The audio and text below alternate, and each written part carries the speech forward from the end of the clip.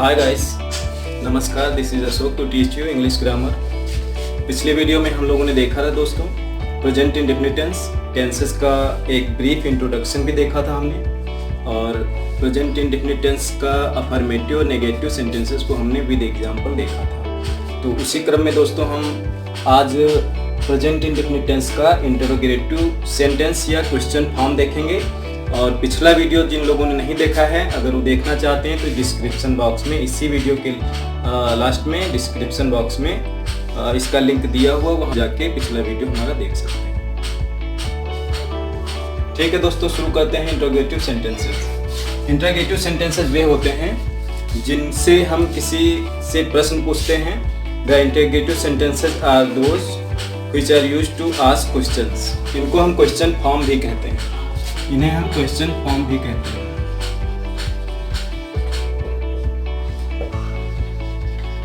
Question form या प्रश्न सूचक, प्रश्नवाचक वाक्य,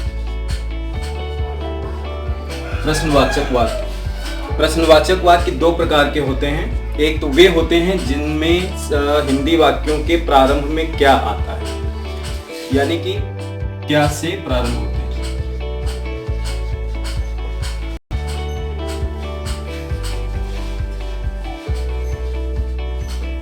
क्या से आरंभ होते हैं और इनका उत्तर, यानी इनको हम इनका जो उत्तर है इनको रिप्लाई कर सकते हैं हम यस या नो से डायरेक्टली।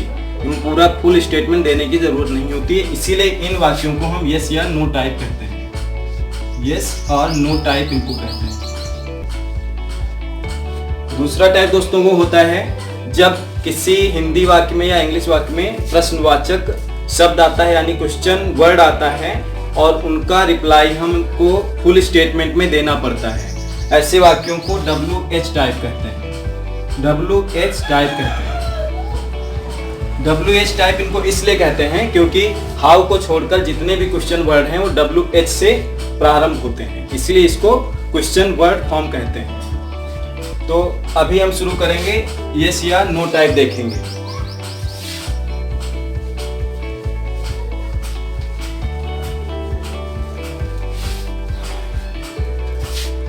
यस या नो टाइप के जो वाक्य होते हैं वे क्या से शुरू होते हैं। जैसे इसकी हम पहचान पहले ही देख चुके हैं, इसके हिंदी वाक्यों के अंत में ता है, ती है, ते हैं आदि शब्द आते हैं।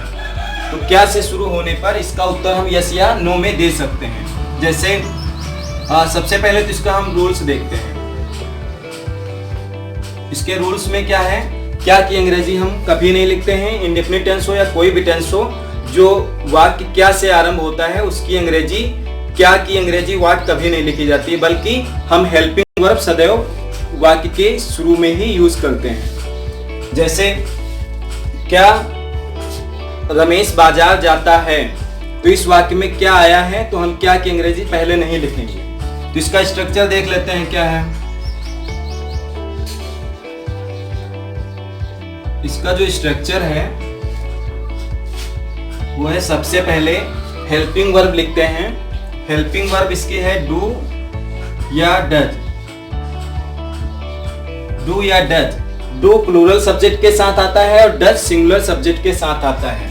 डू या डज प्लस उसके बाद में हम सब्जेक्ट लिखते हैं। फिर उसके बाद में हम मेन वर्ब लिखते हैं, मेन वर्ब की फर्स्ट फॉर्म, प्लस उसके बाद में हम ऑब्जेक्ट लिखते हैं। फिर उसके बाद में अदर वर्ड्स अगर कोई है, फिर उसके बाद में क्वेश्चन मार्क यानी इंट्रोगेशन मार्क लगाना जरूरी होता है। आइए कुछ एग्जाम्पल्स को देखते हैं। जैसे क्या रमेश बाजार जाता है,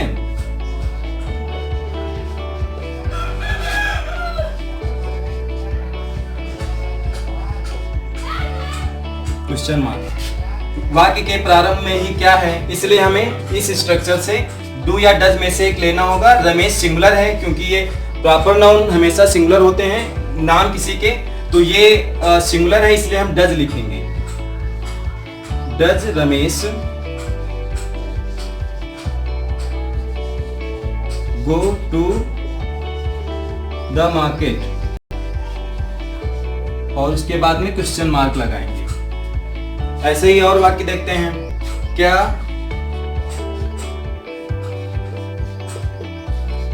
क्या गांव में ठंडी हवा चलती है?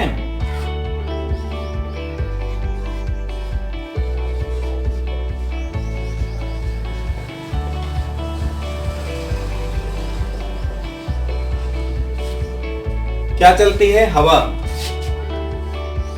क्या आरंभ में ही है, इसलिए हम हवा सिंगुलर है, इसलिए हम डज लिखेंगे। Does the cold wind blow in the village. हवा चलने को अंग्रेजी में ब्लो कहते हैं। ठीक है दोस्तों, और भी हम कुछ वाक्यों को देखेंगे अभी।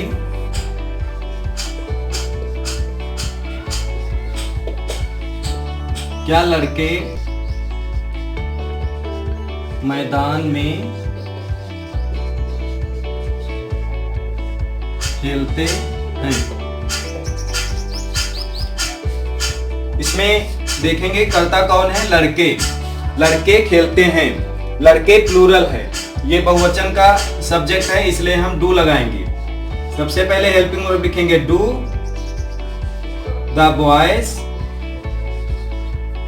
खेलने की अंग्रेजी होती है play. Do the boys play मैदान में, इन द ग्राउंड।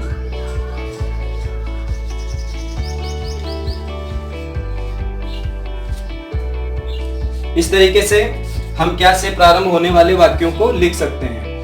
इसमें जो आई, वी, यू, दे हैं, इनके साथ में डू लगाएंगे, और ही, सी, इट और जितने भी सिंगुलर सब्जेक्ट होंगे उन सब के साथ में हम डज हेल्पिंग वर्ब का यूज करेंगे। एक वाक्य और भी देख लेते हैं।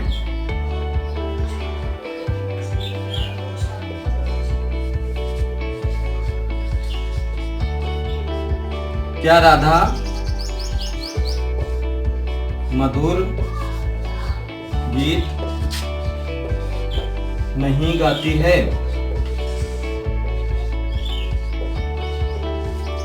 एक चीज दोस्तों ध्यान रखेंगे, इंट्रोगेटिव सेंटेंसेस में जब कभी भी नहीं आता है या नेगेटिव इंट्रोगेटिव होता है तो नहीं की अंग्रेजी नॉट को हम सदैव सब्जेक्ट के बाद में लिखते हैं, वो चाहे WH टाइप हो या यस या नो टाइप हो।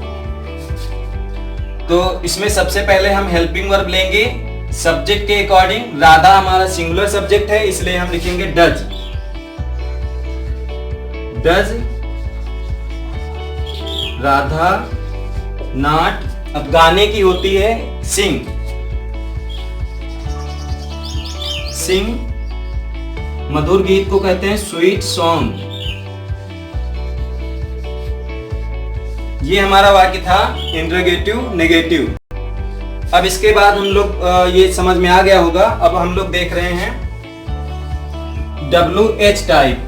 WH टाइप वे वाक्य हैं जिन वाक्यों के बीच में कब, कहां, क्यों, कैसे, कौन इत्यादि प्रश्न सूचक शब्द आते हैं, उनको WH टाइप कहते हैं या प्रश्न सूचक वाक्य कहते हैं, यानी क्वेश्चन वर्ड जिनके बीच में आता है। जैसे इसका स्ट्रक्चर ये होता है सेम पहले यस या नो टाइप की जैसे ही होता है, पर इसमें जो क्वेश्चन वर्ड होता है उसकी इंग्लिश हमको वाक्य के स्टार्टिंग में ही लिखनी पड़ती है। जैसे इसका स्ट्रक्चर है, क्वेश्चन वर्ड लिख लेते हैं। सबसे पहले क्वेश्चन वर्ड लिखेंगे, उसके बाद में सब्जेक्ट के अकॉर्डिंग डू या डज लिखेंगे, और फिर उसके बाद में सब्जेक्ट लिखेंगे, फिर उसके बाद में मेन वर्ब लिखेंगे, मेन वर्ब की फर्स्ट फॉर्म, फिर उसके बाद में ऑब्जेक्ट लिखेंगे, फिर उसके बाद में अदर वर्ड्स यदि कोई है, फिर उसके बाद में हमको क्वेश्चन मार्क लगाना होगा, इंट्रोगेशन मार्क लगाना होगा।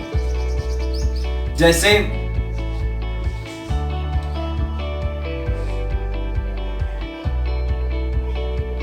तुम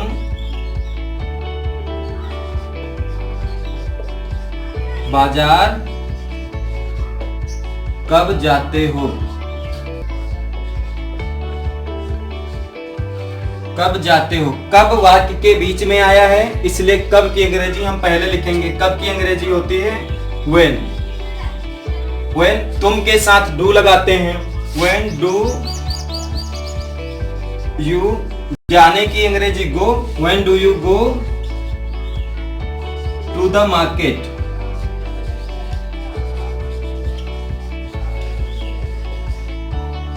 इंट्रोगेशन मार्क। इसी तरीके से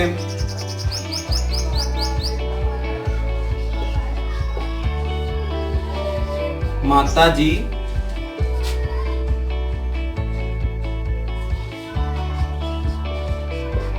अपना काम कैसे करती हैं। कैसे, कैसे क्वेश्चन वर्ड है। कैसे की अंग्रेजी पहले लिखेंगे हाउ।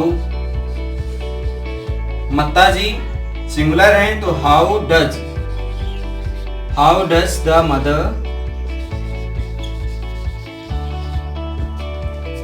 करने की अंग्रेजी डू। अपना काम हर वर्क क्वेश्चन मार्क।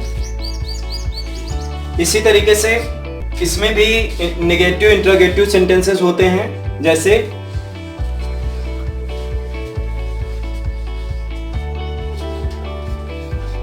वह अब अंग्रेजी क्यों नहीं सीखती है। इसमें क्वेश्चन वर्ड भी है और नहीं भी है, तो ये इंटरोगेटिव नेगेटिव सेंटेंस है। इसमें सबसे पहले क्वेश्चन वर्ड की इंग्लिश लिखेंगे, क्योंकि अंग्रेजी वाई, वह इसमें है, सिंगुलर है। Why does she not? सीखने की अंग्रेजी learn, not learn English now। इस तरीके से इंटरोगेटिव सेंटेंसेस को हम ट्रांसलेट करते हैं हिंदी से अंग्रेजी में। और दोस्तों, आज की वीडियो में हमने प्रेजेंट इंडेफिनिट टेंस का इंटरोगेटिव सेंटेंस को देखा है और उम्मीद करते हैं समझ में आया होगा। अगर किसी को कोई दिक्कत है या समझ में नहीं आया है तो कमेंट करके पूछ सकता है। और नेक्स्ट वीडियो में हम लोग नेक्स्ट टेंस देखेंगे, पास्ट इंडेफिनिट टेंस।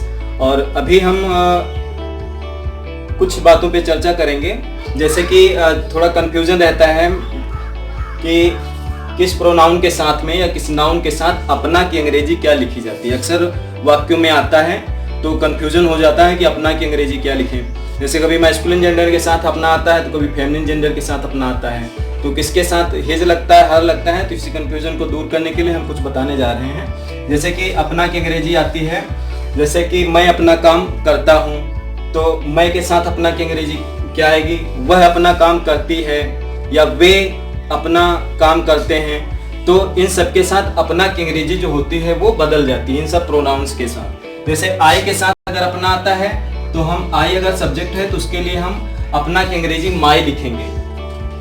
वी के साथ हम अपना की अंग्रेजी आर लिखेंगे। यू के साथ अपना की अंग्रेजी हम योर लिखते हैं। ही के साथ हिज होता है, यदि कोई बॉय है या ही है तो उसके साथ हिज होता है। और अगर फेमिनिन जेंडर शी है तो इसके साथ में हम हर लगाते हैं। दे के साथ देयर हो जाता है। जैसे उन्होंने अपना काम कर लिया तो दे के साथ देयर आएगी। इट के साथ इट्स हो जाता है। जैसे राधा है, राधा के साथ अगर राधा ने अपना काम कर लिया तो राधा के साथ अपना की अंग्रेजी हर आएगी, हर वर्ड। इसी तरीके से अगर कोई मैस्कुलिन जेंडर में है, कोई प्रॉपर नेम है, जैसे रामा, राम के साथ में ही जाएगा। इस तरीके से अपना के साथ किसकी क्या अंग्रेजी लगाएंगे ये इसमें बता दिए हैं। अब पिछले वीडियो में हमने एक आप लोगों से कहा था, कमेंट करके बताइएगा कि द को दी और द कहाँ पे कहा जाता है। तो उसका एक दो लोगों ने कमेंट किया है, तो हम अभी बता रहे हैं कि द को दी कब कहते हैं और द कब कहते हैं।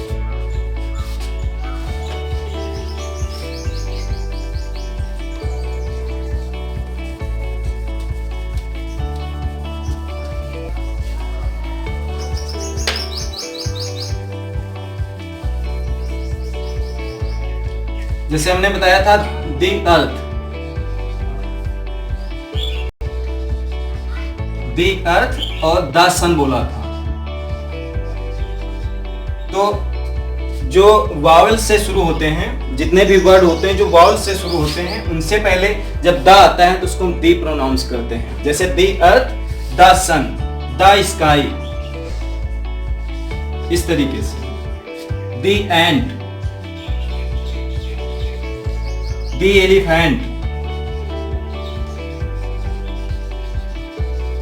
दी एलिफेंट। और द को दी हम सुपरलेटिव डिग्री से भी पहले कहते हैं, जैसे दी बेस्ट, दी बेस्ट, ऐसे। और जैसे दी एंड, इसको द एंड नहीं, इसको दी एंड कहते हैं। जितने भी वाउल से पहले द आता है उसको हम दी कहते हैं। कॉन्सोनेंट से पहले आएगा तो उसको हम द कहेंगे। सुपरलेटिव डिग्री से पहले जो द आता है उसको हम दी कहते हैं। ठीक है दोस्तों, तो अगली क्लास में अभी मिलते हैं पास्ट इंडेफिनिट टेंस के साथ में। और इस वीडियो में जो भी किसी को कोई समस्या है या पूछना है तो कमेंट करके पूछ सकता है। Thank you guys.